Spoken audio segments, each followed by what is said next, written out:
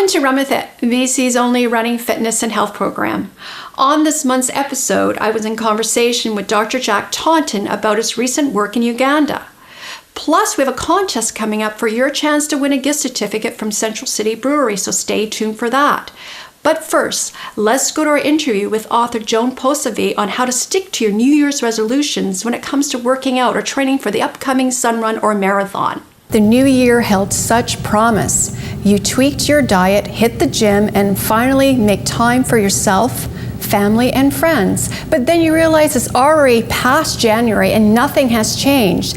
Do you give up or tell yourself you've just been far too busy and you'll get to it later? But later never comes.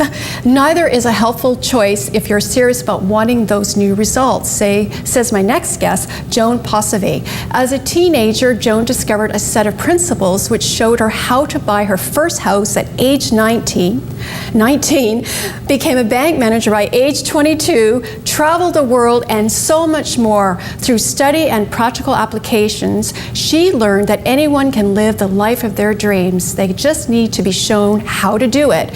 Joan reveals that in her book, her an international bestseller book, The Way Success Works, How to Decide, Believe, and Begin to Live Your Life, your best life now. Welcome to the show, Joan. Thank you so much, Christine. I'm thrilled to be here. Oh my goodness, you know, in January, a lot of people hit the gym. Mm-hmm. You know, they're saying they're going to lose weight, they want to do a personal best, but then something happens along the way. Yeah. And that is, they quit. Yes. So, is it easier to make a resolution than it is to break it? Oh, absolutely. I think we're all masters if we want to be at making it. The challenge can be keeping it. But the good news is it's absolutely possible. Anybody can do it, as long as it's something that they truly want. So how do you do it? Like, you visualize it, you stick, like, write it in your calendar? Like, how do you just keep it? Well, there's actually a common error that most people make. And I do say the majority because the majority, unfortunately, don't stick with the program that's going to cause them to reach their resolution. Let's use weight loss as an example, because once again, it's topped the list this year for the most popular resolution. We are all creatures of habit, more so than I think we want to admit. Like, for example, we all have patterns and habits around eating. You know, we typically eat the same thing for breakfast and reach for certain things for lunch, and our dinner choices are often pretty consistent, and if we snack during the day or not. And we also have habits around our exercise. I mean, I know people who actually don't really exercise at all, and yet others who, if they haven't done something physical for like 2 or 3 days, they're going stir crazy. It's like, I gotta go out and do something, right? And so these habits have built up over years. So imagine now it's January 1st, and I say to myself, okay, this year is going to be different. Yeah. I'm going to hit the gym, become my ideal weight, make healthier choices, get control of my financial future, etc. But what I don't recognize is that I'm coming up against those habitual behaviors and patterns that I've created over the years, and willpower alone won't do it. It won't fix the problem. It might for like a week or 2, maybe 3, and that's why we see typically the first of the year, the gyms like explode with people. Yeah. And then you notice like a week, 2, 3, 4, that it's kind of like back to normal. So that's what's going on. People are dropping off. You know, procrastination sets in. Oh, I'm going to hit the gym at 4 o'clock, and then you're looking at it's 6 o'clock, and it's just a mindset. It's you know, learning to, you know, keep your discipline, you know, your habits of doing it at a certain time. That helps. And I mean, is this helpful when you say to yourself, I make an appointment with yourself? You know, even though you don't want to do it, say, I'm going to make an appointment with myself today. Right. I'm going to exercise. I'm going to see a friend, and it's motivating because you have that goal. That's the first piece, but that's a conscious decision, and that's not the part of our mind that's driving our behavior. See, in order to actually follow through on the resolution, we've got to change that old conditioning. We've got to go to the root cause. See, on a conscious level, I can say and think about all the wonderful benefits that would come to me if I were to follow through on these resolutions. But that's not the part of the mind that's going to get me out of bed an hour early in a northern winter, or cause me to grab those kale chips instead of the bag of cheesies. What we need to do is get into the root cause of the problem, which is in our paradigm, which is deep in our subconscious mind. If I can give you an example? Yes. Yeah. You and I right now drive our vehicle on ideas that are fixed in our subconscious mind. If you think back to the first time you learned to drive, yes. Oh, I remember, like, you're all hands and legs, right? I remember turning on the radio a little bit more, turning up the volume, and the whole car started to go over to the right, because my body wasn't yet programmed to do that. But then what happens through repetition, we do it over and over and over again, until you get to the point now where you jump in the vehicle, you're not thinking about how you're driving. You might be thinking about where you're going, but if you come across a red light, you don't consciously think, oh, it's a red light, I have to put my foot on the brake. You do it automatically. And we need to change that conditioning that are going to create the habits that will become automatic. But it doesn't happen overnight. It takes practice. Yes. And your book is a bestseller. Yes. International bestseller, I should say. Yes. So tell us about the book. What inspired you? It was actually my work with youth over the years that really inspired me to do it. But even prior to then, at the age of 19, I was shown a set of principles that really caused me to see that, number one, we really could achieve what it is that we wanted, and I was given a template of how to. And what I've done over all these years is tweaked it and thrown out what I couldn't get to work and only included, excuse me, what I could find to work. So with respect to those resolutions and getting back to the root cause, what we've got to do is, using that same principle of repetition, is number one, that's one of the first laws of learning. We learn two ways, actually. One is through impact. You know, when something really impactful happens and boom, you change. The other is through repetition, when we hear or see something over and over again. That's how we learn those annoying jingles you sometimes hear on the radio when you're walking down the street and you hear yourself humming it, you know, like that McDonald's one. Do-do-do-do-do. Oh, yes. I'm loving it, right? We all know that one, but we didn't set a goal of, okay, I'm going to learn that jingle, but we heard it over and over again. And of course, pro athletes, great runners know this. They're visualizing their perfect performance, going across the finish line, finishing it. So that's what we need to do, is we create that, what I call the freedom statement, that describes you already having followed through on that resolution. And that is... I am so happy and grateful. I am so happy and grateful now that I am my ideal weight of 150 pounds, 70 kilos, whatever it is. And you see yourself already there, and oh, you can feel, imagine what that would feel like. And the state of health of your body and how your posture changes. And again, you visualize it, but we have our existing habits from years of conditioning. So doing this once isn't going to do it. When you write out the freedom statement, that's a conscious exercise. And then as you allow yourself to become in a relaxed state and really feel what that feels like, being that ideal weight, just I'm using that one as an example. That's having that conversation with the subconscious mind. And over time, you'll begin to make choices that are in alignment with those goals. Excellent. And Joan, for more information, where can they go? They could join us at thewaysuccessworks.com. And I've created a tool, it's an audio tool, to help people create those statements and see themselves in the possession of that resolution that's going to cause them to take new behavior. And they can get that by emailing me from the website. Somewhere in there, just put Run With It giveaway, and we'll get it to them free. They can't buy it anywhere. Okay. Thank you, Joan, for coming to the show, and I'd like you to come back.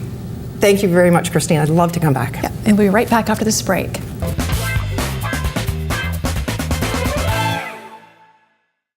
Joining me today is Dr. Jacktaunton. He's a running pioneer and the co-founder of the Vancouver Sun Run and founder of the Vancouver Marathon. And he's here today to talk about his recent work in Uganda about treating sports-related injuries. Welcome to the show, Dr. Taunton. Thank you. And I enjoy your new surrounds here. Thank you, Dr. Taunton. And tell us, what was it like to treat sports-related injuries? Well, in Uganda, and this project started 18 months ago, when we partnered with a clinic in Victoria called Rebalance. And we had to do quite a bit of fundraising, a lot of fundraising. I was able to go out and get 600 races from Osser and from Fillmore, 500 pair of shoes, and then from Paul Paris and Paris Orthotics, all the physiotherapy equipment that we had, and orthotics, and insoles. So we were prepared. A lot of stuff to take, but Uganda is an emerging sport nation, and that they've had some very successful athletes in the last few years. Their top distance runner created a lot of excitement amongst the press as they were buzzing through their press books trying to see who this athlete was coming through the field in the marathon in London. The overuse injuries that we see with the sports that they have, like the women play netball, which is like our form of basketball, but you're only allowed one step, and you catch the ball and you have to make an abrupt step. Because of the number of torn anterior cruciate knee ligament injuries, which in the past their only treatment for that was amputation, and so they're now getting more and more educated, and so that's why we took those braces. And if you've torn an anterior cruciate as a young age, the big problem as you get is premature osteo. And so to start with, we examined 100 injured national team athletes, and well over half of their athletes were significantly injured. And so I took a doctor doing a fellowship with me, Prema, and myself. We did the examining of these over 100 athletes, and then we had a physiotherapist, another physio that had done his fellowship with me, Kevin, and so Kevin put everybody on a physiotherapy program, and then we took a brace maker and an orthotic maker from Osser, the company that gave us the braces. And so we started early in the morning. We worked, and you're close to the equator, so it gets dark fairly early. So we're under flashlight, we're examining these athletes, and so we examined this over 100 athletes, and we examined national teams, and then they had a World Cup qualifier in cricket.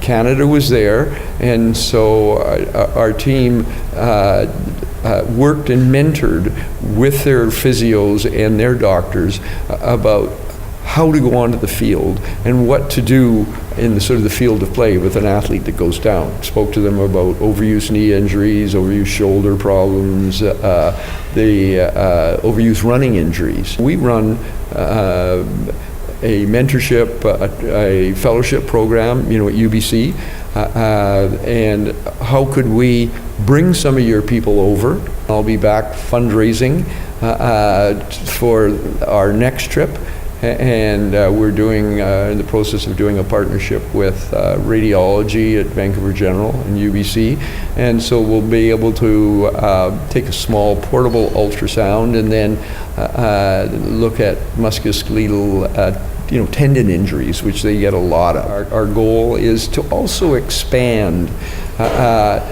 so that, we saw senior athletes, masters athletes, we saw some of the professional cyclists, and lots of their basketball players. Soccer is very, very big, cricket. And then we saw a number of their full national teams, and really encouraged their sport governing body, their National Sport Council, to put funding so that there is money for imaging. We can't keep supplying for getting the appropriate imaging, pay for the surgery, and at the same time have a doctor trained and a physio trained with their teams so they can monitor their players and prevent overtraining, prevent these overuse injuries. And if they do have some significant injury, let's get on top of it right away, rather than the athlete trying to continue struggling and then end up not being able to continue and end up with something like arthritis. And we want to be able to expand this into the general population, meetings coming up with other partners to help fund us. But I'll tell you, the individuals that were involved on Facebook on our silent auction That was just so helpful in terms of helping us get there, helping us get our supplies there, because you can't send anything there in cargo. You've got to take it with you. So the airlines are going to charge you. They charge us $240 a bag, and here I've got 2 big bags loaded with shoes, and Fillmore made us team T-shirts with all the sponsors on it, and braces, and so we were and the physio is taking all the physio equipment, so that it takes, it does take money, and we have created a society through the Rebalance Sport Uganda program, and people could donate. We would see, masses of elephants, so 30 and 40 of them. They had to be careful because the mother elephants had just had little ones, so they were very, very protective. So we had to be very careful. And then our driver, also a friend of his, had a tour boat. So we started at the Murchison Falls, which I think is where the Nile probably starts, and then we went out and crocodiles, hundreds, elephants, along the way, and just to see how fast those elephants and the other animals move. And we saw a few big cats. We didn't see any lions. But all of a sudden one day we would come and we would see all of these antelopes and other small deer, which are the prey to the cats. And the cats, in the shade, and all these other animals are all lined around him, just waiting to see what this cat is going to do. And then they, as the cat started to move, they started following him, and telling the other animals, who's coming. And it was amazing. But the water life, and to see the water buffalo, and and to see the sort of the war of the jungle amongst the animals, themselves, and it was such a privilege to see the animals in their natural life and their natural setting. Well, Dr. Taunton, you're doing great work, and you're going to have to come back on the show because we're going to need to do a part 2. Thank you very much. We'll be right back after this break.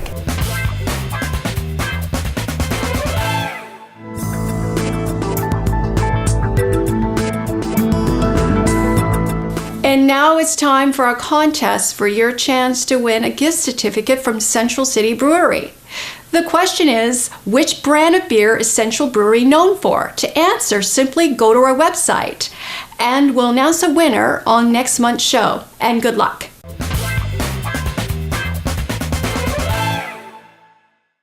Mark, welcome to Run With It. Thank you. And I'm excited to have you here. And I just want to know, you are the founder of GreatRuns.com. Yes. Tell us, how did it come about? The idea came about because I realized for the tens of millions of people worldwide who like to run when they travel, there's not really a guide that says, when you go to London or Chicago or San Francisco or Vancouver or Toronto, where's the best place? Where are the best places to run? Where are the great routes? A lot of the apps and so on have long lists, but there's no sort of context or curation. So really wanted to create the ultimate guide for the best places to run for people when they're traveling. And it's like a tool, right? It's user friendly. Yes, each one of them is sort of a self-contained little city running guide with a selection of 10 or 15 of the best routes, information on where to stay within proximity to the routes, where are some of the local running stores, what are run groups or run clubs that people can connect with, even some of the signature running events in each city. So each of them is sort of its own little city profile. It's a labor of love, Mark. It's lots of fun. And what are some of the popular places for Canadians or snowbirds? Well, it depends on the time of year. This time of year, a lot of Canadians are ending up in Florida or in Arizona or going somewhere warm. There they like to run without, yak tracks or winter coats. So we've done a lot with mapping out some of the best places to run in Florida. We've done 9 or so cities, 100 plus routes. Some of my favorites in Florida, certainly along Miami, some of the great beaches like Miami Beach. Cocoa Beach is a wonderful running spot near Orlando in the Cape Canaveral area. Jacksonville has some great places. Also down in Palm Beach, they're probably one of the nicest places to run is along a 5-mile long lake trail. And then paralleling Flagler Drive. So those are some of the favorites in Florida. And then Arizona is a completely different flavor. It's drier and deserty. But in the Phoenix and Scottsdale area, which is a popular, vacation destination. And golfing too, yes, I hear. There's wonderful running sort of in light trail running in the desert, like Camelback Mountain and so on. So for somebody who's trying to just get into trail running, but not being sort of super steep or super technical, there's some great options there. Well, what's the feedback been like? So far, people really like the site. I mean, we're certainly getting validation on the concept that there isn't really anything like this, which is sort of this idea of a curated guide to the best places. And people like the layout of the site because, we provide nice sort of descriptions of the routes and, thumbnail sketches with maps and so on. So far the feedback's been good. We're just really starting to get it going. Spent most of the first year just developing the content, and we just rolled out the website a few weeks ago. But we have 100 plus cities worldwide that we've done, including pretty much every major city in North America, including 6 in Canada, and about 20 in Europe, and then building out in Asia, and then we're doing sort of a smattering of some other cities. We've done Cape Town, we've done Tel Aviv and Jerusalem and Rio and some others. We're continuing to build that out. Wow, and in Canada you have, Vancouver. So we've done Vancouver, we've done Calgary, we've done Ottawa, Montreal, Toronto, and Halifax. And next up, we're going to certainly do Edmonton, and probably Quebec City, and then others, depending on what demand is and feedback that we get. But that covers a good number of the major Canadian cities. And then we're also starting to build out vacation destinations, places that people go, not just for like business travel, but popular vacation spots. So like Disney or Cape Cod, for example, which is a popular spot for Canadians to go in Massachusetts. Even some of the national parks is another area that we're building out, or we're developing content for, because those are popular places for people to travel to, especially in the summer. Mark, so for more information, where can they go? So for more information, www.greatruns.com, that's the website, and everything they need to know about the locations and routes that we've done is right there. And there's also a newsletter that they can sign up for, which will give them periodic updates on new cities that we've done and additional content that we've added. And then we also do sort of fun compilations or lists. So top 10 winter runs. We've just named sort of the top 100 cities, top 100 routes in the United States, 2 per major city. Other fun compilations, best beach runs, best runs to do during spring training for baseball, fun stuff like that. And what about Vancouver?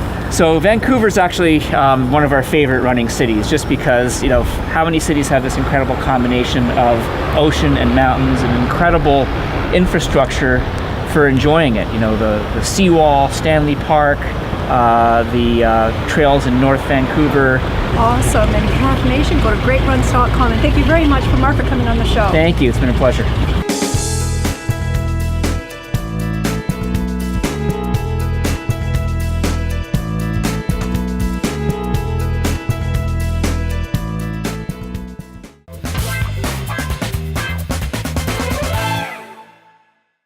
Thanks for watching. If you have a question or comment about the show, go to our website on the screen. For past episodes, go to our YouTube channel. Until next time, run with it. Run With It is sponsored by Be Well TV, Hype Hair, Mallory's Fashion Network and In for Women, Marriott Media Group, powered by Chocolate Milk, Skechers Performance Canada, and the Vancouver Sun Run presented by Ford.